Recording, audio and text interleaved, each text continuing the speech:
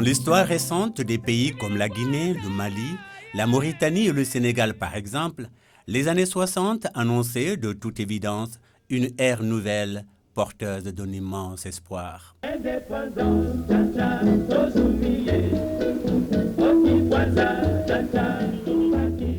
En effet, les indépendances fraîchement acquises, l'euphorie de la souveraineté nationale recouvrée, inspiraient toutes sortes de rêves et auguraient d'un avenir heureux. Ces pays, essentiellement agricoles, n'étaient dotés que d'infrastructures rudimentaires et d'un tissu industriel embryonnaire, exception faite du Sénégal, qui avait hérité d'installations privilégiées dues à son statut d'ancienne capitale de l'Afrique occidentale française.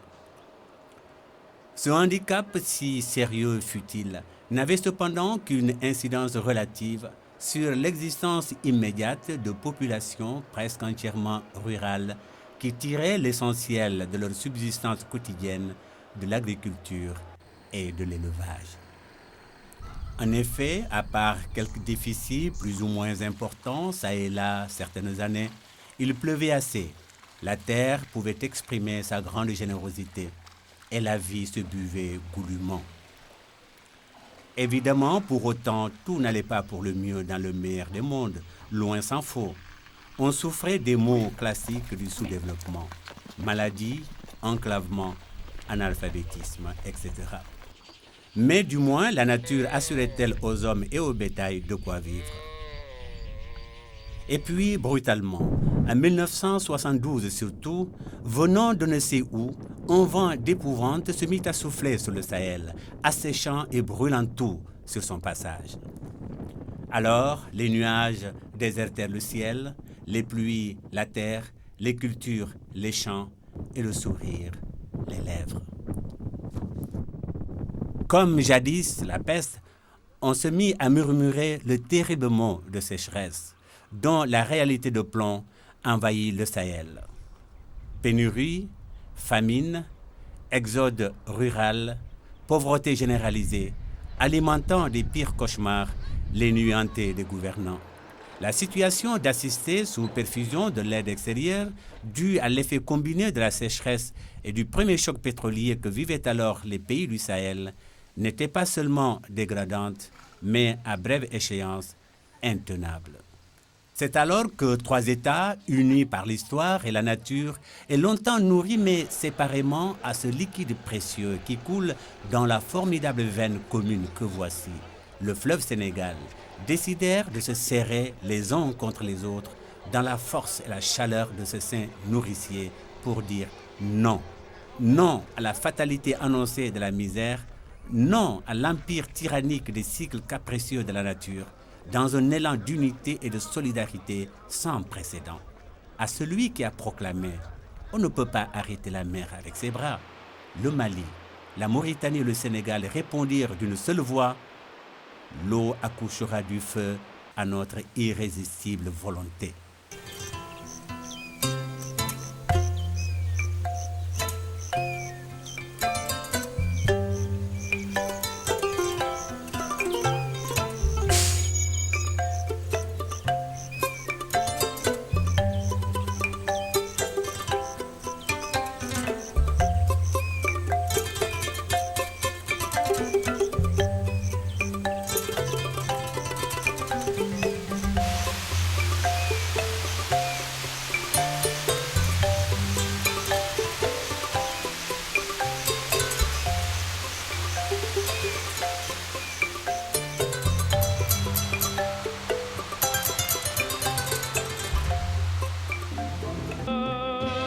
Le fleuve Sénégal, ce miroir magique où se reflètent des millénaires d'histoire, de culture et de vie commune, tantôt partagées, tantôt disputées, éveilla très tôt l'intérêt des pouvoirs coloniaux qui lui consacrèrent plusieurs études, dont les dernières en date furent la mission d'études et d'aménagement du fleuve Sénégal, MEAF, la mission d'aménagement du fleuve Sénégal, MAF. Et au lendemain des indépendances, les nouveaux États, conscients des immenses potentialités de ce cours d'eau, initièrent des formes d'organisation sous-régionales qui, malheureusement, n'ont pas survécu. Ainsi, en 1963, la Guinée, le Mali, la Mauritanie et le Sénégal créaient le comité inter-État. Puis, en 1968, les mêmes États tentaient à nouveau de s'unir au sein de l'Organisation des États riverains du fleuve Sénégal, OERS, immortalisée par la plus belle voix africaine de tous les temps, Kouyaté Sori Kandian.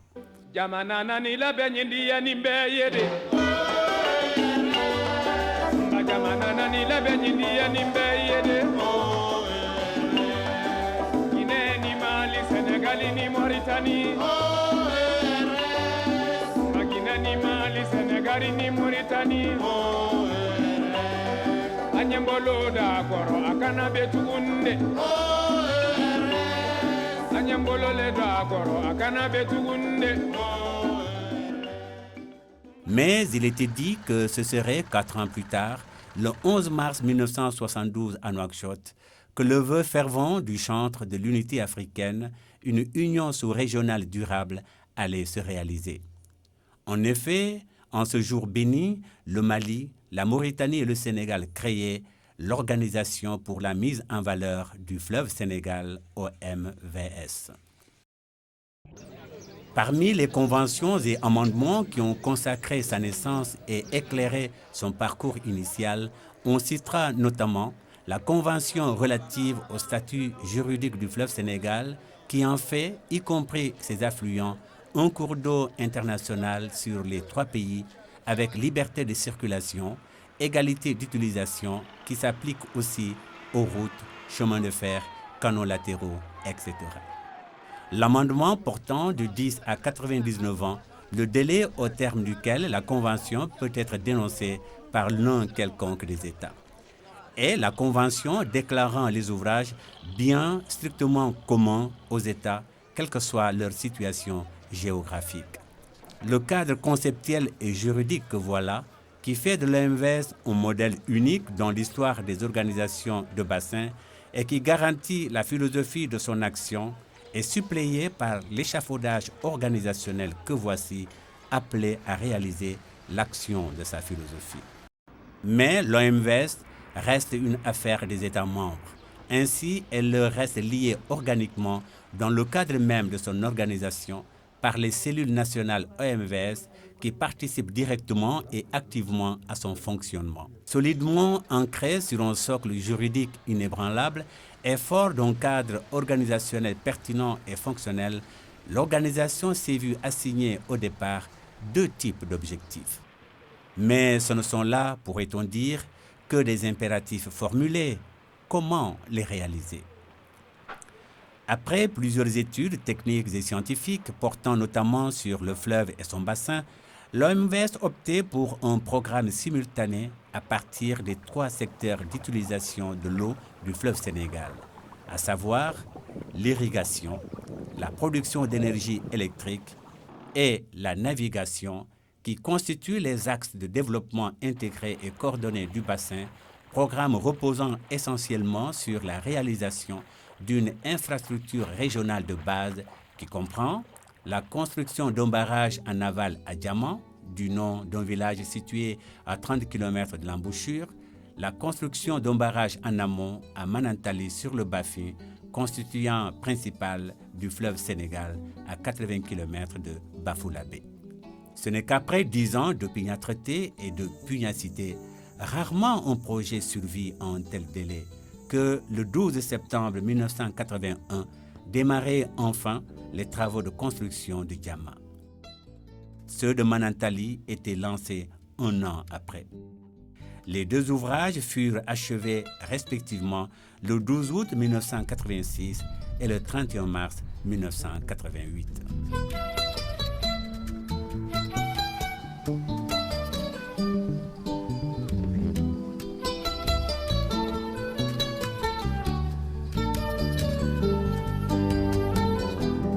Le montant exceptionnel de leur coût marque une étape historique dans la politique d'investissement de la sous-région. Le barrage anti-sel de Diama, dont les travaux sont terminés en 1986, a coûté 72,4 milliards de francs CFA. le barrage de Manantali a coûté la bagatelle de 322 milliards de francs CFA. Mais pour apprécier l'option programmatique de l'OMVS et comprendre pourquoi il fallait, passez-nous l'expression, nécessairement barrer et doublement le fleuve Sénégal pour réaliser les objectifs de l'organisation, il convient de faire connaissance avec ce cours d'eau au nom familier. Ce fleuve tranquille que vous voyez là, frissonnant paisiblement d'or et de lumière, ce fleuve ne pouvait qu'inspirer des élans fraternels et d'union, tant son existence elle-même est consubstantielle à l'idée de rencontre et de fusion charnelle.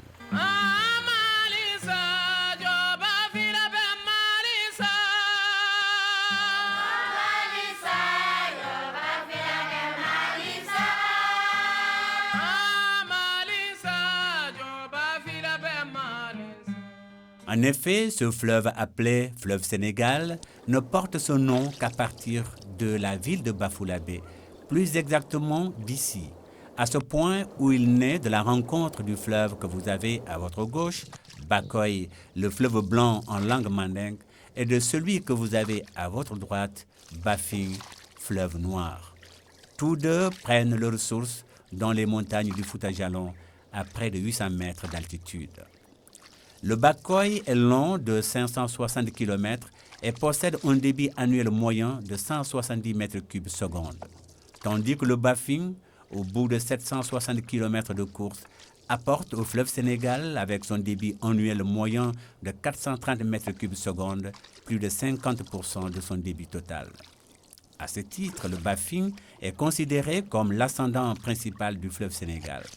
Bafoullabé signifiant la rencontre de deux fleuves, Ba fleuve, Foula deux, Bé rencontre, est la traduction littérale de cette réalité géographique.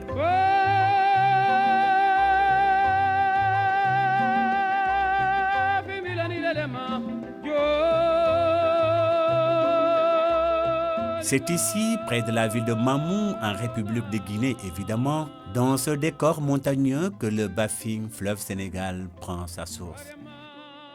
Et ce petit lac que vous apercevez là-bas, au creux des montagnes, aménagé en retenue pour irriguer des casiers agricoles, est la première accumulation de l'eau provenant des 17 têtes de sources connues du Bafing, dont les trois principales sont Salémayo, Morondi et Bouba.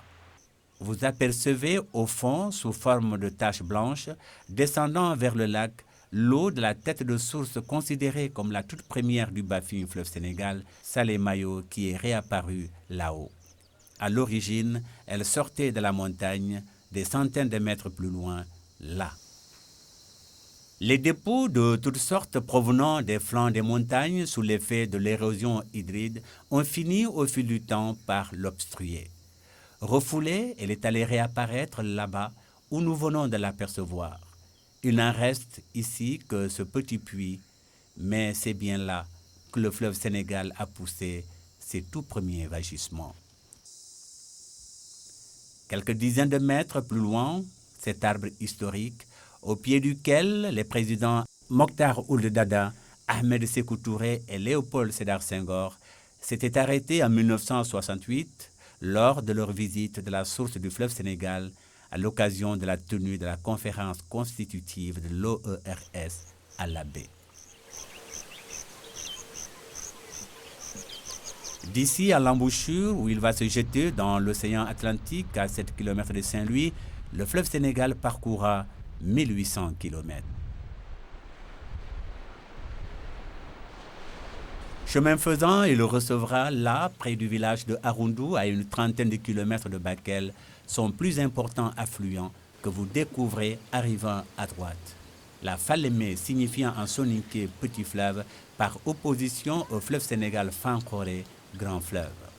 La Falémé aussi prend sa source en Guinée et apporte à son débouché sur le fleuve Sénégal un débit annuel moyen de 200 mètres cubes secondes. Bakel, où le fleuve a donc déjà reçu son affluent le plus significatif, est considéré de ce fait comme la station référence où l'on peut estimer le débit annuel moyen du fleuve Sénégal qui est de l'ordre de 676 mètres cubes secondes. Riche en eau souterraine et en eau de surface, le fleuve Sénégal a un potentiel irrigable de plus de 375 000 hectares. En outre, les nombreux sites de barrages qu'il possède représentent un potentiel hydroélectrique de près de 2000 MW. Par ailleurs, de Saint-Louis du Sénégal à Ambidédi au Mali, le fleuve Sénégal offre une possibilité de navigation de 905 km. Le fleuve Sénégal que voilà était caractérisé par des variations interannuelles et intra-annuelles renversantes. Regardez avant les barrages, ce site en amont de la vallée autour du mois de novembre.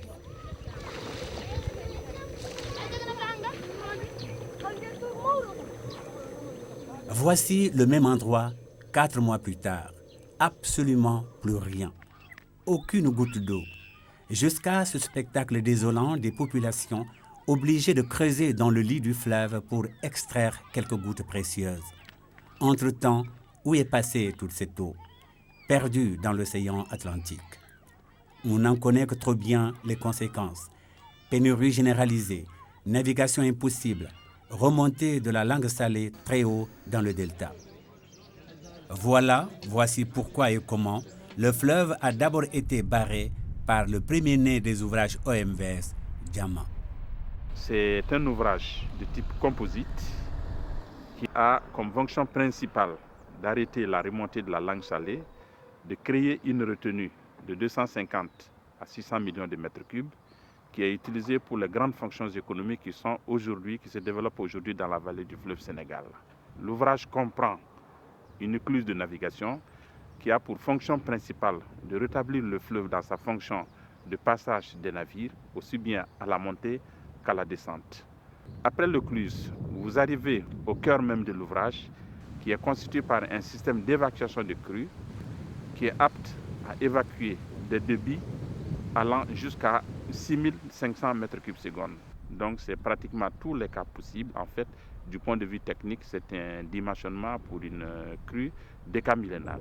Donc à imaginer un peu ce que cela veut dire, mais en fait de mémoire d'homme, cela n'a jamais été enregistré.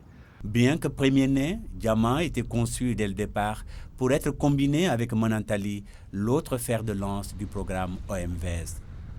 Trônant sur le Bafi à 70 km de Bafoulabé, en territoire malien, Manantali est un barrage dit à réservoir et à but multiples. L'ouvrage est composé d'une partie centrale en béton de 482 mètres de long, de 2 digues latérales en enrochement de part et d'autre pour fermer la vallée. C'est l'ensemble de cette installation qui permet de bloquer en amont l'eau qui s'accumule ainsi pour constituer un immense lac réservoir de 476 km² d'une capacité de stockage de plus de 11 milliards de mètres cubes à sa cote normale d'exploitation. Les eaux de l'hivernage provenant des pluies abondantes du Fouta-Djallon n'iront plus se perdre en quelques mois dans l'océan. Bloquées ici, elles s'écouleront grâce à un système de modulation de manière qu'il y en ait à suffisance dans le fleuve, assurant ainsi la consommation domestique, l'irrigation et la navigation toute l'année. De 1988 à 2002, c'est cette partie du barrage qui fonctionnait. Mais on le sait, Manantali était conçu pour abriter une centrale hydroélectrique. Seule la lourdeur des investissements pour ce type de réalisation avait amené l'organisation à opter pour une installation progressive mais cohérente de ces ouvrages. La recherche de financement de la centrale que vous découvrez à présent là à gauche, ce bâtiment rose, avait commencé bien avant l'achèvement du barrage proprement dit. Cela a duré plus de 10 ans. Les travaux de construction avaient démarré en 1998 et en 2002, la centrale entrait en fonction. Le coût est exorbitant, 226 milliards de francs CFA. Une centrale hydroélectrique de 200 MW qui est donc générée par 5 groupes turbo-alternateurs de 40 MW chacun, hydrauliques. C'est des groupes Kaplan à axe vertical. Et ces 5 groupes permettent, en année d'hydraulicité moyenne, de produire environ 800 gigawattheures, ce qui est considérable. Et à partir de cette centrale, le projet a réalisé un énorme réseau, il faut le signaler, un réseau de transport haute tension d'environ 1600 km, 1650 km entre Manantali et le système Est, c'est-à-dire vers Bamako, et Manantali et vers le système Ouest, c'est-à-dire l'ouest du Mali, le Sénégal et la Mauritanie. C'est un réseau qui, je pense, je peux le dire, c'est la première fois qu'on construit un réseau haute tension aussi long en Afrique. Bien avant que ne fût achevée la construction de la centrale, dernière réalisation de ces ouvrages de base, l'OMVS, toujours guidé par ce sens aigu de l'adaptation et de l'anticipation, s'attaquait à la deuxième phase de son programme, tout aussi essentielle, l'élargissement de sa vision et une gestion efficace pour un rendement optimal et pérenne. Ainsi, en 1997, elle créait simultanément 2 sociétés. La Société de gestion de l'énergie de Manantali, SOGEM, avec siège à Bamako, au Mali. De la naissance de l'OERS, chacun des 4 présidents avait planté un arbre, comme l'expression métaphorique d'un espoir grandissant. Les voici tous les 4, toujours plus vivants que jamais, à la conquête du ciel et de l'avenir, dissipant tout nuage de la force de leur droite solidarité. Mais au-delà de ces succès factuels, dont l'adhésion de la Guinée n'est évidemment pas des moindres, l'OMVS est surtout aussi, de par son exemplarité, l'espoir qu'il est possible de réaliser peut-être un jour le vieux rêve militant de l'unité africaine. Dans le monde singulier que nous vivons, l'OMVS a compris très vite que l'ouverture, le vent de fécondation et de renforcement se fait autant par élargissement spatial que par l'appropriation de l'organisation, par les couches populaires et l'implication des intellectuels.